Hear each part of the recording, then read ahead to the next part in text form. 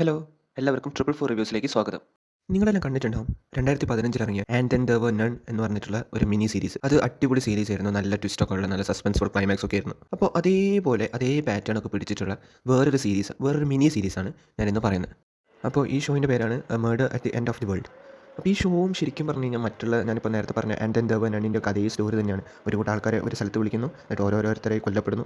ആരാന്ന് കണ്ടുപിടിക്കാൻ ഒരാളുണ്ടാവും. എന്നിട്ട് അവരെല്ലാവരും കൂടി കണ്ടുപിടിക്കുന്നു ആരാണ് ഇത് ചെയ്യണമെന്ന്. അവസാനം നമ്മൾ പ്രതീക്ഷിക്കാത്ത ഒരാളായിരിക്കും ഇത് ചെയ്തത്. സെയിം കഥ തന്നെ. അപ്പോൾ ഈ സീരീസിന് ഇതല്ലാതെ വേറെ എന്താണ് ഇതിനെ വ്യത്യസ്തമാക്കുന്നതെന്ന് ചോദിച്ചാൽ, ഈ സീരീസിൽ വേറെയും സബ് വരുന്നുണ്ട്. അതായത് ടെക്നോളജീൻ്റെ ഒരു എലിമെൻ്റൊക്കെ ഈ സീരീസിൽ വരുന്നുണ്ട്. അതൊക്കെ അടിപൊളിയാണ്. പിന്നെ വേറെ ഈ സീരീസിൽ ഐസ്ലാൻഡിനാണ് ഈ സീരീസിൻ്റെ കഥ നടക്കുന്നത്. അപ്പോൾ അവിടുത്തെ വിഷ്വൽ എന്നൊക്കെ പറഞ്ഞാൽ അടിപൊളി വിഷ്വലാണ്.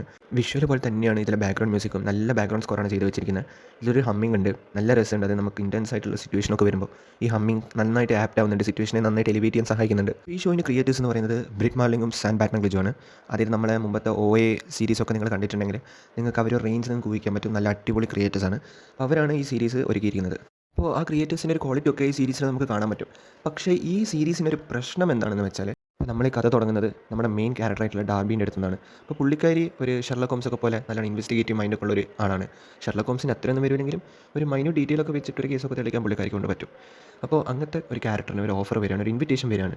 ഒരു പവർഫുൾ ആയിട്ടുള്ള ഭയങ്കര ഫേമസ് ആയിട്ടുള്ള ഒരു മനുഷ്യൻ്റെ അടുത്ത് നിന്ന് ഒരു ഇൻവിറ്റേഷൻ വരികയാണ്. അപ്പോൾ ആ ഇൻവിറ്റേഷനെ തുടർന്ന് പുള്ളിക്കാരി അവിടെ എത്തുന്നതും അവിടെ സംഭവിക്കുന്ന കാര്യങ്ങളൊക്കെയാണ് ഈ സീരീസിൻ്റെ ഒരു ബേസിക് പ്ലോട്ട് എന്ന് പറയുന്നത്. അപ്പോൾ ഈ സീരീസിൻ്റെ പ്രശ്നം എവിടെ കിടക്കണമെന്ന് വെച്ചാൽ, ഈ സീരീസിൽ 7 എപ്പിസോഡാണുള്ളത്, 7 എപ്പിസോഡ്സ്. അപ്പോൾ 7 എപ്പിസോഡ്സും ഒരു 50 മിനിറ്റ്സ് വരും. ചിലതൊക്കെ 1 അവർ ക്രോസ് ചെയ്യും ചില എപ്പിസോഡൊക്കെ. പക്ഷേ ഒരുവിധം നോക്കുകയാണെങ്കിൽ 50 to 55 മിനിറ്റ്സ് ആണ് ഓവറോൾ എല്ലാം വരുന്നത്. അപ്പോൾ ഈ സീരീസിൻ്റെ ഫസ്റ്റ് എപ്പിസോഡിൽ തന്നെ നമ്മുടെ ഗസ്റ്റിലെ ഒരാൾ കൊല്ലപ്പെടും. അപ്പോൾ നമുക്ക് ഫസ്റ്റ് എപ്പിസോഡ് കാണുമ്പോൾ വലിയ പ്രശ്നമൊന്നും തോന്നില്ല. അതായത് ഫസ്റ്റിൽ ഡാർബിയുടെ ഒരു ഫ്ലാഷ് ബാക്ക് കാണിക്കുന്നു. പുള്ളിക്കാരൻ്റെ ഒരു ബോയ് ഫ്രണ്ട് ഉണ്ട്. എന്നിട്ട് പിന്നെ അതിനെ കുറച്ചുകൂടെ എക്സ്പ്ലോർ ചെയ്യാൻ ശ്രമിക്കുന്നു പാസ്റ്റിൽ. അത് കഴിഞ്ഞിട്ട് പിന്നെ നമ്മൾ ക്ലൈമാക്സ് ഒക്കെ എത്തുന്ന സമയത്ത് ഈ കൊലപാതകം കൂടി കാണിക്കുമ്പോൾ നമുക്ക് നല്ലൊരു തുടക്കമായിട്ട് ഫീൽ ചെയ്യും. പക്ഷേ ഇവിടെ പ്രശ്നം എവിടെ വരുന്നതെന്ന് വെച്ചാൽ, എപ്പിസോഡ് കഴിയും തോറും ഈ ഡാർബിയുടെ പാസ്റ്റിന് കുറച്ചുകൂടി ഇമ്പോർട്ടൻസ് നൽകുന്ന പോലെ നമുക്ക് തോന്നും. അതായത് ഡാർബിയുടെ പാസ്റ്റ് കാണിക്കുന്നു. ശരിക്കും പറഞ്ഞാൽ and then there were none സീരീസിലെ പോലെ അവർക്ക് പാസ്റ്റ് കുറച്ച് കാണിച്ചിട്ട് കറൻ്റ്ലി എന്താണ് സംഭവിക്കുന്നത് അത് കാണിച്ചാൽ മതി. കാരണം നമുക്കതാണ് അറിയേണ്ടത്. ആരാ കൊലയാളി, എങ്ങനെയാണ് ഡാർബി ഇത് കണ്ടുപിടിക്കുക, ഇതൊക്കെയാണ് നമുക്ക് അറിയേണ്ടത്. ഡാർബിയുടെ പാസ്റ്റ് നമുക്ക് അറിയേണ്ട കാര്യമില്ല. പക്ഷേ ഈ സീരീസിൽ ഡാർബിയുടെ പാസ്റ്റിന് കുറച്ചുകൂടി ഇമ്പോർട്ടൻസ് അവർ കൊടുക്കുന്നുണ്ട്. അപ്പോൾ ഡാർബിയുടെ പാസ്റ്റ് കൊടുക്കുന്നതും ഇവർ ശരിക്കും പറഞ്ഞു കഴിഞ്ഞാൽ പ്രശ്നം, ഡാർബിയുടെ പാസ്റ്റിലെ ഡാർബിയും ഡാർബിയുടെ ബോയ് ഫ്രണ്ടും കൂടിയിട്ട് കുറേ അന്വേഷണങ്ങളൊക്കെ നടത്തുന്നുണ്ട്.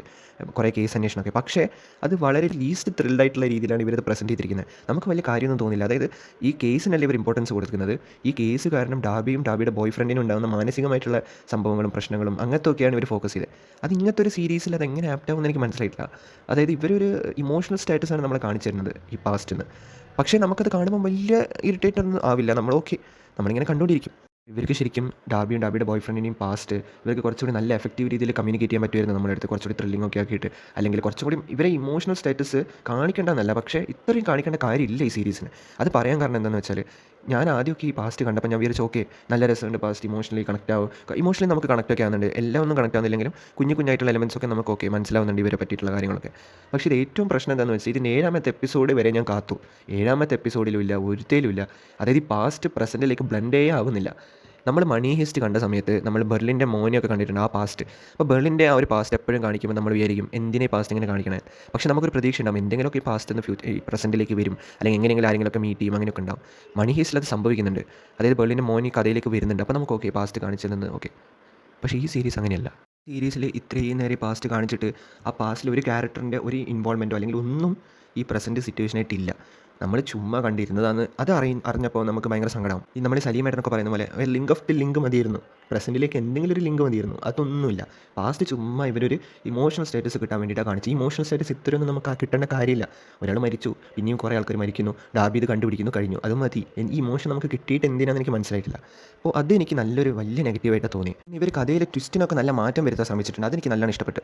അതായത് ഇവർ ഇതിലെ ട്വിസ്റ്റ് സസ്പെൻസ് വരുന്ന ഭാഗമൊക്കെ ആരാണിത് ചെയ്യുന്നത്, എന്തിനാണ് ചെയ്യുന്നത് നോക്കി ഇവർ കുറച്ചും കൂടി നല്ല രീതിയിൽ കമ്മ്യൂണിക്കേറ്റ് ചെയ്യാൻ ശ്രമിച്ചിട്ടുണ്ട്. പക്ഷേ ഇതുകൊണ്ടുള്ള ഒരു കുഴപ്പം എന്താണെന്ന് വെച്ചാൽ, ഇത് എല്ലാവർക്കും ഇഷ്ടപ്പെടാൻ വഴിയില്ല. ഓക്കെ, ഇതും നെഗറ്റീവ് ഉണ്ട്. ഞാൻ നേരത്തെ പറഞ്ഞ ഈ പാസ്റ്റിൻ്റെ പ്രശ്നമല്ലാതെ തന്നെ അത് മാറ്റി വെച്ചാലും ഈ ഒരു ട്വിസ്റ്റ് ഉള്ളത് കൊണ്ട് ചില ആൾക്കാർക്ക് ഈ സീരീസ് ഇഷ്ടപ്പെടില്ല. അതിൻ്റെ മെയിൻ കാരണം എന്താണെന്ന് വെച്ചാൽ, നമ്മൾ പ്രതീക്ഷിക്കുന്ന രീതിയിലല്ല ഈ സീരീസിൻ്റെ ക്ലൈമാക്സ് വരുന്നത്. അതെനിക്ക് നല്ലൊരു കാര്യമായിട്ടാണ് തോന്നിയത്. അതായത് നമ്മൾ വലിയ കാര്യങ്ങളൊക്കെ പ്രതീക്ഷിക്കും, പക്ഷേ അത്രയ്ക്കൊന്നും ഇല്ല. എന്നാലും മോശമാക്കിയിട്ടില്ല. നല്ലൊരു എൻഡിങ് ഈ സീരീസിന് കിട്ടിയിട്ടുണ്ട്. അതെനിക്ക് ഇഷ്ടപ്പെട്ടു. അതായത് ഇവർ ആ ഒരു ചേഞ്ച് ഇൻട്രൊഡ്യൂസ് ചെയ്തത് എനിക്ക് ഇഷ്ടപ്പെട്ടു. നമ്മൾ ഓക്കെ, സംഭവം ശരിയാണ്, നമ്മൾ ഊഹിക്കാത്ത സാധനമൊന്നുമല്ല. സീരീസിൻ്റെ ഒരു 3-ാമത്തെ എപ്പിസോഡ് 2-ാമത്തെ എപ്പിസോഡൊക്കെ എത്തിയപ്പോഴേ എനിക്ക് തോന്നിയിട്ടുണ്ട്, ഓക്കെ ഈ സംഭവം ഇങ്ങനെയാണോ വരിക എൻഡിങ് എന്നൊക്കെ തോന്നും. നമുക്കൊരു ഫീലിംഗ് വരും. കുറേ എണ്ണത്തിൽ ഒന്ന് എന്തായാലും ഇങ്ങനെ ഒരു ഫീലിംഗ് നമുക്ക് വരും. പക്ഷേ എന്നാലും അവരത് എക്സിക്യൂട്ട് ചെയ്തത് നല്ലൊരു കാര്യമായിട്ട് എനിക്ക് തോന്നി. നല്ലൊരു ചേഞ്ചാണത്. അപ്പോൾ ഓവറോൾ പറയുകയാണെങ്കിൽ ഈ സീരീസ് ആർക്കൊക്കെ കാണാമെന്ന് വെച്ച് കഴിഞ്ഞാൽ, നിങ്ങൾക്ക് ആൻഡ് ദെൻ ദ വൺ പോലത്തെ അങ്ങനത്തെ സീരീസുകളോ സിനിമകളൊക്കെ ഇഷ്ടമാണെങ്കിൽ നിങ്ങൾക്ക് തീർച്ചയായിട്ടും ഇത് ചെക്കൗട്ട് ചെയ്യാം. പക്ഷേ നിങ്ങൾക്ക് കുറച്ച് പേഷ്യൻസ് ലെവൽ വേണം. കാരണം ഇവർ പാസ്റ്റ് കാണിക്കുന്ന സമയത്ത് ഈ പാസ്റ്റിന് പ്രസൻറ്റായിട്ട് ഒരു കണക്ഷനും ഇല്ല. അതുകൊണ്ട് അത് കുറച്ച് സഹിക്കേണ്ടി വരും. അതല്ലാതെ നോക്കുകയാണെങ്കിൽ അത്യാവശ്യം കൊള്ളാം ഈ സീരീസ്. ഭയങ്കരമെന്നൊന്നും ഞാൻ പറയുന്നില്ല. അതായത് ഈ 2 ക്രിയേറ്റേഴ്സിൻ്റെ അടുത്ത് നമ്മൾ കുറേ പ്രതീക്ഷിച്ചു. ഈ ഒക്കെ ഉണ്ടാക്കിയവരല്ലേ. പക്ഷേ അത്രയ്ക്കൊന്നും മീറ്റ് ചെയ്തിട്ടില്ല. പക്ഷേ എന്നാലും നമുക്ക് ചുമ്മാ കണ്ടിരിക്കാം. ഇത് ഞാൻ വീക്കിലിയാണ് കണ്ടത്. അപ്പോൾ വീക്കിലി കാണുമ്പോൾ നമുക്കത്ര പ്രശ്നമില്ല. മറിച്ച് ഒരൊറ്റ ഇരിപ്പിന് ബിഞ്ച് വാച്ചൊക്കെ ചെയ്യുകയാണെങ്കിൽ നിങ്ങൾക്ക് ചിലപ്പോൾ ബോറടിക്കും. കാരണം ഈ പാസ്റ്റ് കൊണ്ട്. അതുകൊണ്ട് നിങ്ങൾ ബിഞ്ച് വാച്ച് ചെയ്യാതെ ഓരോ എപ്പിസോഡ് ഓരോ ദിവസമൊക്കെ വെച്ച് കാണുകയാണെങ്കിൽ നിങ്ങൾക്ക് അത്യാവശ്യം ഇഷ്ടപ്പെടുന്ന നല്ലൊരു സീരീസാണിത്. അപ്പോൾ നമ്മുടെ ക്രിയേറ്ററായിട്ടുള്ള ബ്രിറ്റ് മാർലിംഗ് ഇതിൽ അഭിനയിക്കുകയും ചെയ്തിട്ടുണ്ട്. പുള്ളിക്കാരുടെ അഭിനയമൊക്കെ അടിപൊളിയാണ്. നമ്മൾ ഒക്കെ പോലെ തന്നെയാണ്. ഇതിൻ്റെ മെയിൻ പ്രശ്നം എന്ന് പറയുന്നത് ഇവരായതുകൊണ്ട്, ഈ ക്രിയേറ്റേഴ്സ് ഇവരായതുകൊണ്ട് നമ്മൾ കുറച്ച് പ്രതീക്ഷിച്ചു. അത്ര ഈ സീരീസ് വന്നിട്ടില്ല. പിന്നെ പാസ്റ്റിൻ്റെ ആ ഒരു പ്രശ്നം, ആ പാസ്റ്റ് ഇല്ലായിരുന്നെങ്കിൽ ഈ സീരീസ് 7 എപ്പിസോഡിന് പകരം ഒരു 3-4 എപ്പിസോഡിലൊക്കെ തീർത്തിരുന്നെങ്കിൽ ശരിക്കും ഈ സീരീസ് അടിപൊളി തന്നെയാണ്. പക്ഷേ ആ പാസ്റ്റിൻ്റെ പ്രശ്നം കാരണം ഭയങ്കര നെഗറ്റീവായിട്ട് അത് സീരീസിനെ ബാധിച്ചിട്ടുണ്ട്. അപ്പോൾ നിങ്ങൾക്ക് ഇങ്ങനത്തെ പ്ലോട്ടൊക്കെ ഇഷ്ടമാണെങ്കിൽ നിങ്ങൾക്ക് എന്തായാലും ചെക്കൗട്ട് ചെയ്യാം. നിരാശയൊന്നും ഉണ്ടാവില്ല. കുറച്ച് പേഷ്യൻസ് ഉണ്ടായാൽ മതി. അപ്പോൾ നിങ്ങൾക്ക് ഞാൻ ഈ പറയുന്ന റിവ്യൂ ഒക്കെ ഇഷ്ടപ്പെട്ടിട്ടുണ്ടെങ്കിൽ എൻ്റെ ചാനൽ സബ്സ്ക്രൈബ് ചെയ്യുന്ന കാര്യം പരിഗണിക്കുക. Thank you.